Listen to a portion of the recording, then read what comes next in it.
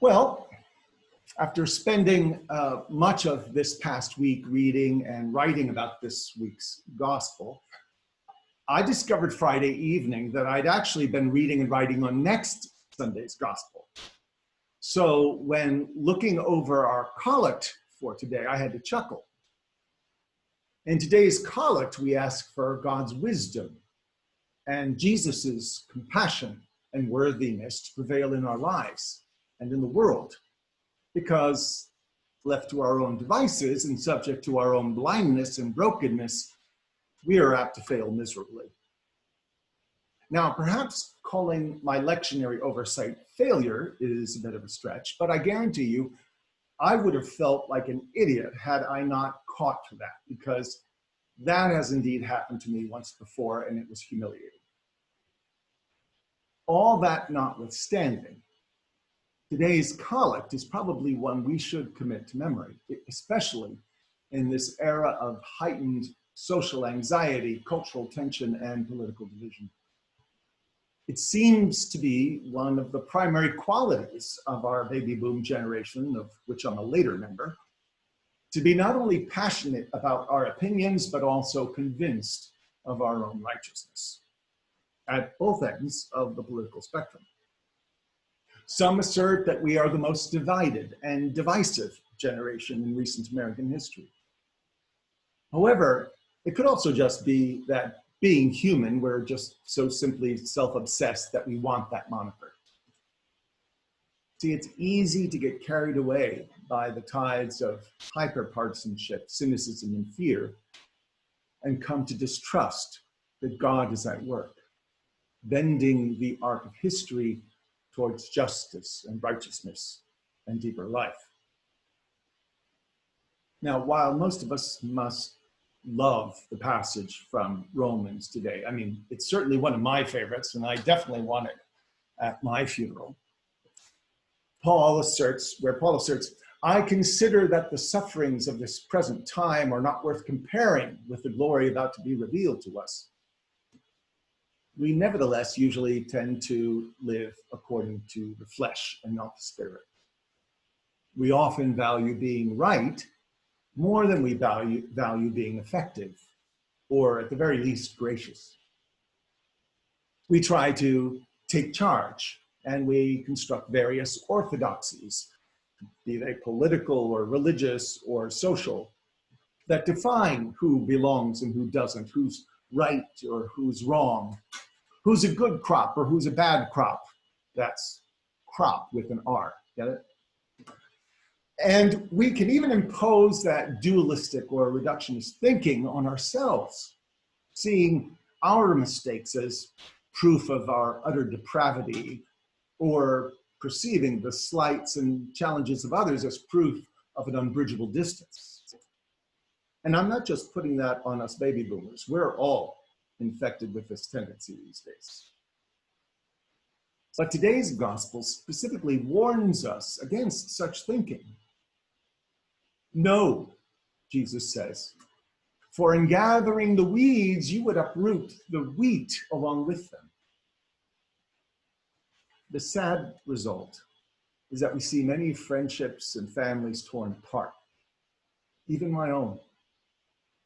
Many of us come to fear that our loved ones will be lost among the weeds, and we become obsessed with pulling them out without regard to the damage we may inflict on the most important crop we have, which is love. Now, I'm not saying we should be indifferent or passive in the face of evil or deceit, because the opposite of love is not anger and conflict. Love's opposite is indifference. Our current and political cynicism is not without understandable cause. Our outrage buttons have become particularly sensitive and easy to push, which makes clear communication a challenge.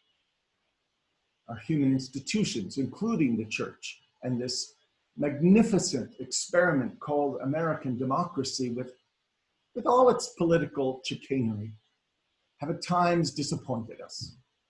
And seeds of despair have been sown over and over again. And there are people who seek to sow even more seeds of despair to undermine this great experiment. But we are reassured in our scriptures and through the resilience of our resurrection narratives that God does not expect us to make things perfect. I mean, after all, Jesus was crucified. To the world, he appeared a failure. But rather, God calls us to love wildly and unconditionally, as Christ does from the cross when he says, "Forgive them, they know not what they do."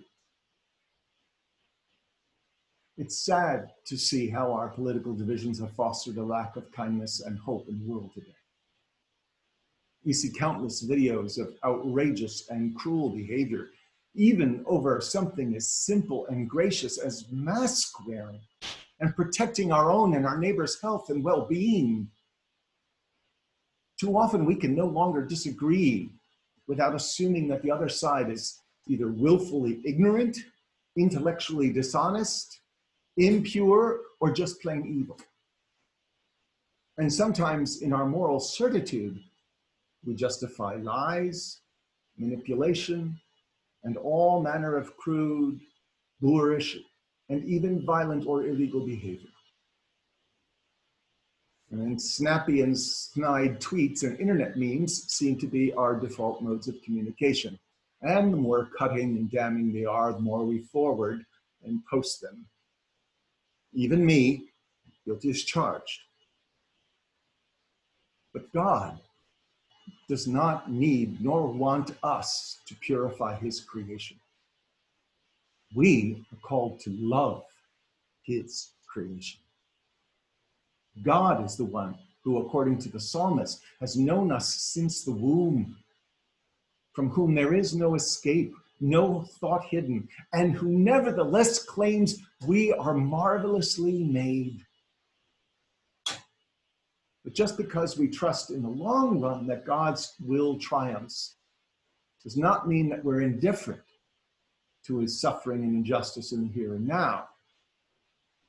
And it doesn't mean that righteous anger does not have its time and place. Jesus had just raked the Pharisees and the scribes over the coals, calling them an evil and adulterous generation. And he had just dissed the crowds following him around in the previous parables, saying, "For this people's heart has grown dull, and their ears are hard of hearing, and they've shut their eyes, so they might not look with their eyes and listen with their ears, understand with their heart, and turn." And then just wait to hear what Jesus has to say in Matthew chapter 23. And then look at the language Matthew uses at the end of this gospel passage. The Son of Man will send his angels, and they will collect out of his kingdom all causes of sin and all evildoers, and they will throw them into the furnace of fire where there will be weeping and gnashing of teeth. Pretty dramatic, huh? And I'm sure that we could all make a list of people we would love to hear weeping and whose teeth we would love to watch gnashing. But there's a clear distinction made in this gospel statement. Matthew's Jesus states clearly that it's the Lord's angels who are the reapers that will collect the evildoers, not God's human representatives. Over and over, we have seen the fates of leaders of inquisitions and those who've sold their souls for political power or wealth or influence or expediency. History has not been kind to them, and their institutions and their attempts have ultimately failed. God strips bare their hypocrisies, and the subversive divinity of the gospel inevitably shines light upon the darkness, and the darkness will not overcome it. But one of our problems is, however, we don't read our gospels, especially in their full context.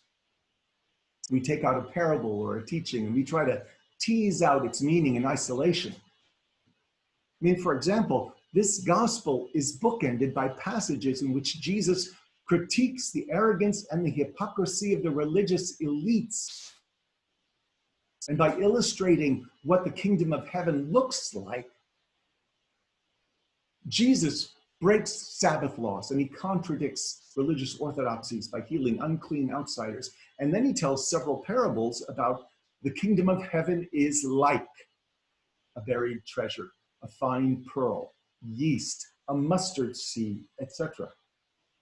And all of these parables stress that the kingdom is radically inclusive and unstoppable. Our pursuit of the good news must always include the willingness to root our efforts in love and compassion and ultimately forgiveness when sought, and not vengeance or domination. And that's a tall order, even for me. I must confess, being a lover of the German language, Sonia, I think you'll appreciate this.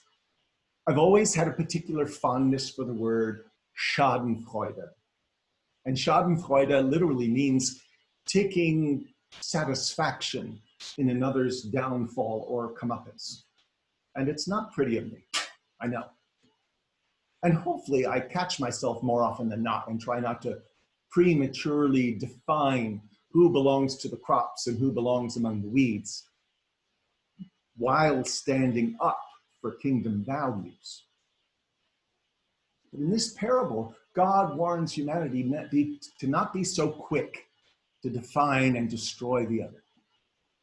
And that we too often perceive as weed in, and who and what we too often perceive as the weed in our midst.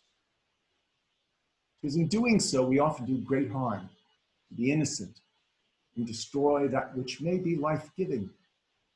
Weeds and crops are not always distinguishable, especially before maturity. And that was definitely the case with the parable as Jesus told it to the crowd and disciples, because you see, the word in this gospel that was translated weeds referred specifically to a specific poisonous plant that was almost indistinguishable from wheat. And an overzealous and perhaps even arrogant person might be so sure of his botanical judgment that he might easily destroy valuable wheat crop in the process of weeding out what he perceived to be the result of a demon seed. But Jesus says, hey buddy, not your job. Leave that to the experts, to the reapers, the angels. Leave that to the divine. Let God's agents sort it all out in the end, because you're likely to screw it up. By implementing violence to prevent the threat of a perceived enemy, we humans often engage in exactly the sort of evil that destroys innocence and perpetuates the violence, evil of violence. So be vigilant, speak truth, root yourself in kingdom values, but be careful about destroying your perceived enemies. For in doing so, you may be perpetuating the very evil you seek to eradicate. The winners of every war frame their message in the narratives, their narratives in the language of righteousness or divine favor. Right?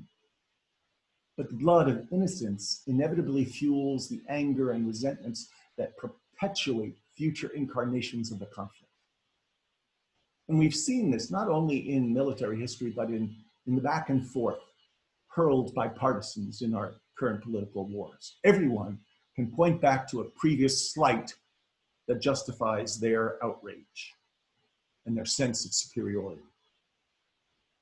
And many now justify complete fabrication of facts if it means winning the partisan battle. But remember that evil results from the commitment to one's alternative truth at the expense of God's call to us to be vehicles of light and truth and life and love. This is deadly serious business. There are forces of wickedness that want people of goodwill to turn upon each other and succumb to their basest fears and their crudest impulses. And there are people sowing weeds of distrust and cynicism and resentment because they weaken the voices of grace and compassion, the voices of equality and inclusion and democracy. So we ask, dear God, for your wisdom and your patience. We ask for your strength and your compassion. We ask for the peace of Christ to prevail in our hearts and in the world. Amen.